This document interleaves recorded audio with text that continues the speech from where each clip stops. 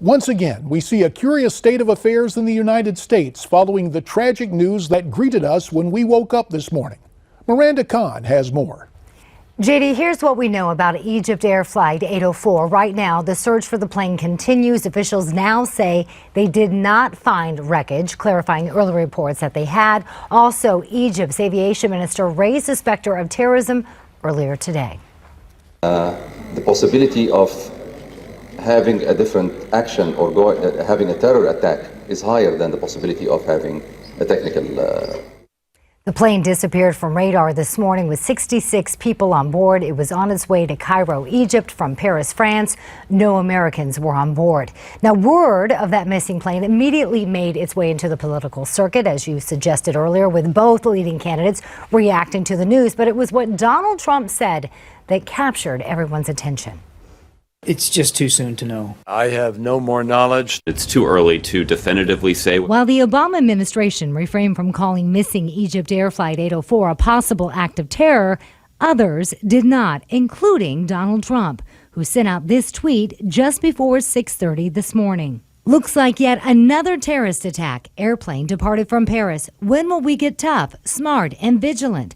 Great hate and sickness. His response immediately made headlines. But it didn't take long for others to draw the same conclusion. Officials say the likeliest cause is terrorism. Terrorism was perhaps a more likely explanation for this. If I had to bet right now, I would say it's most likely terrorism. Included in that list, Hillary Clinton. It does appear that it was an act of terrorism, and I think it reinforces the need for American leadership, for the kind of smart, steady leadership that only America can provide. Now, as we mentioned, JD, crews are still searching for the plane wreckage and any survivors. The U.S. Navy is also assisting in that search. JD, back to you. Thanks very much, Miranda. Now, this quick reminder, we will be taking your calls during our program for the next hour at 1-877-NEWSMAX. That's 1-877-639-7629. Call with a comment or question, and we'll be happy to put you on the air live. For more on this story, we're pleased to be joined this evening by our intelligence panel. First, Skyping in from Holland, Michigan, Pete Hoekstra. Pete served on Capitol Hill as chairman of the House Intelligence Committee during our days in the House of Representatives. Today, he's a Shillman Senior Fellow at the Investigative Project on Terrorism. Pete, of course, also the author of Architects of Disaster, The Destruction of Libya. And via Skype from Washington, D.C., we're pleased to be joined by former CIA analyst Fred Fleitz. Today, Fred is a senior vice president for policy and programs at the Center for Security Policy. Thanks to you both for your time tonight on Newsmax Prime. Fred, let me begin with you. What are your sources telling you tonight? Well, what I've been talking to people knowledgeable about this today is that we may not know whether this was terrorism or not, but it's a reason why we have to have American and foreign intelligence services to really double down on what ISIS and Al-Qaeda are doing to defeat airport security, either by trying to get their members as airport employees or to find technical ways to get around what we're doing right now to detect efforts to get bombs onto airplanes. I think that's going on, and if this was a terrorist attack, that suggests that these efforts were successful. Pete, EgyptAir broke down the manifest of passengers by nationality, and we take a look at that list. 30 Egyptians on board, 15 Frenchmen, 2 Iraqis, and citizens from Algeria, Belgium, the United Kingdom, Canada, Chad, Kuwait, Portugal, Saudi Arabia, and the Sudan. You take a look at that list, and just about every nationality there has had some involvement with terrorism.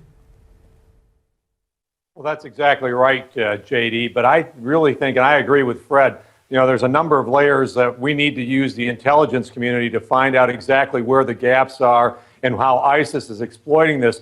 But I go back to, what happened, 5 years ago, 4 or 5 years ago.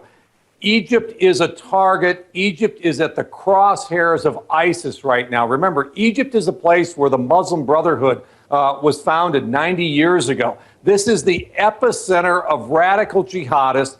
This administration, the Obama administration, Hillary Clinton, they didn't have steady leadership. What they provided was the opportunity for the Muslim Brotherhood to take control of Egypt, to govern it for almost a year. Luckily, the Egyptian people and the military stood up and revolted, but Egypt continues to be at the crosshairs because right now Egypt is isolated. This administration will not embrace the new government. They will not provide them with military assistance. And so, we talk a lot about Iraq, we talk a lot about Syria, we talk a lot about Libya, but let's not forget Egypt. Egypt has been a stabilizing force in the Middle East, and right now they feel like they are isolated. And they will be further isolated because the speculation is this will do in their tourism industry. From the talk of tourism now to conversations via telephone from Okeechobee, Florida, we welcome Matilda to our program tonight. Matilda, your take on the events of earlier today.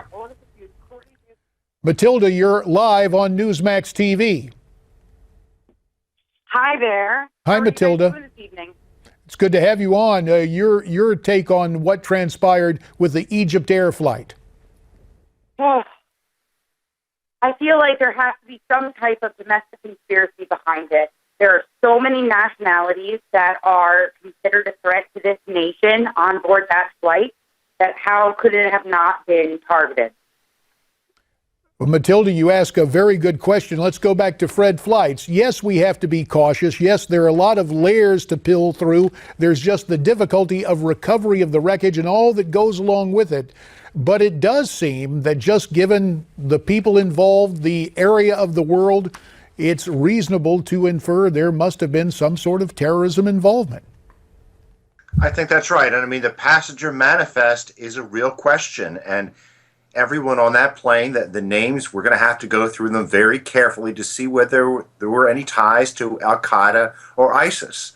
We also have to look at the ground crews in Paris, the ground crews at the other places where this aircraft stopped. This aircraft was in Eritrea, where security is much weaker than it was in Paris. It flew to Eritrea before it flew to Paris. It also was in Tunisia. There are a lot of weak spots here that have to be investigated. And you mentioned what might have happened on the ground with airport insiders, those working, those with security clearances. Pete Hoekstra, our old colleague on Capitol Hill, Congressman Peter King, discussed that earlier today. Let's see what Congressman King had to say. And certainly when it comes to France and European countries, again, the insiders, that's where the real threat, I think, comes. Obviously, you have to check passengers going on board, but the insider threat is in many ways more difficult to stop.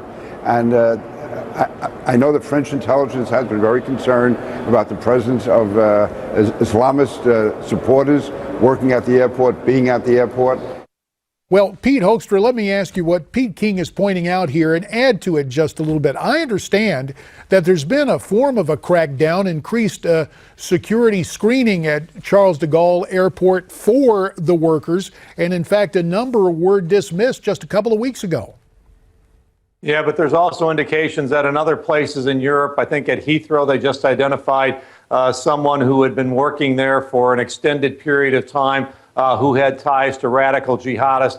But the bottom line here, JD, is, Europe is not safe. The Middle East is not safe. ISIS, Al-Qaeda, other radical jihadist groups consistently probed in terms of how they can most effectively penetrate our security networks. They are on the offensive. I'm not even sure that in some of these places we are on the defensive, at least not very effectively. This is the second Egyptian airport. This is the second plane tied to Cairo that has gone down in the last number of months. You've got the Paris attack, the Brussels attack, the things that are happening throughout the Middle East, throughout Africa. ISIS and radical jihadists, they've made significant progress in their ability to spread terror and create terror throughout vast swaths of the world. They're winning in this process.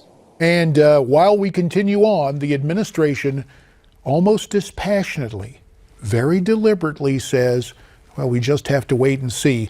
You wonder if ever there will be an energetic response. I think back to Janet Napolitano in the wake of the underwear bomber so many Christmases ago, opining that, quote, the system worked, as if it's some triumph of bureaucracy. Tell you what, Gentlemen, we'd like you to stay around. We're going to talk more about this and take more of your calls at 1-877-Newsmax. A busy night here on Newsmax Prime as we discuss the fate of this EgyptAir flight.